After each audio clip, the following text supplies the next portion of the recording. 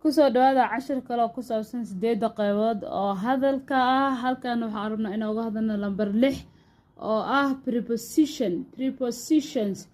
Haddaba prepositions maxaan ku micnaynaynaa af Soomaali markaa dhahno waa meeleeye, waa erayo lagu sheegayo ama erayo loo isticmaalayo si looga hadlo jihooyinka, goobaha iyo waqtiga uu shayga ama magacaas yaalo ama ku sugan yahay. Waa erayo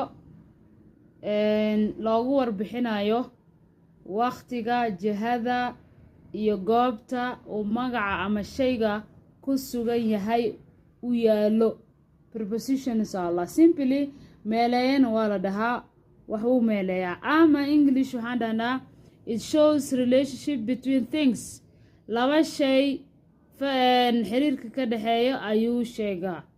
Haddaba afartan qaybood.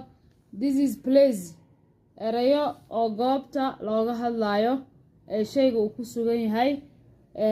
Time waa waqtiga. Direction waa jihada.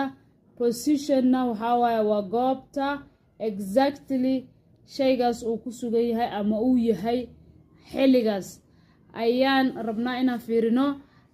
Tusaalooyin aan idin siinaa mar walba waan sheegaa.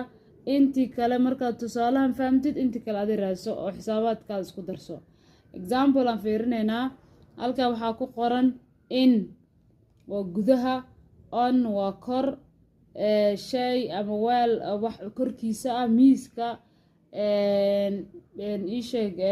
kursiga waxaas korkiisa, under waa hoos, near u dhow, beside dhinac fadhiya ama dhinaciisa oo laba qof markays ag fadhiyaan qofka dhinaca qofka kale ku hayo beside la dhahaa.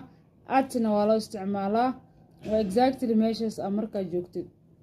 I am at home, I am at work, I am at school aad leedahay meesha aad markaas ku sugantaa sheegaysaa. Qofka waxaa beside waxaa waaye I'm sitting beside my friend or beside my brother.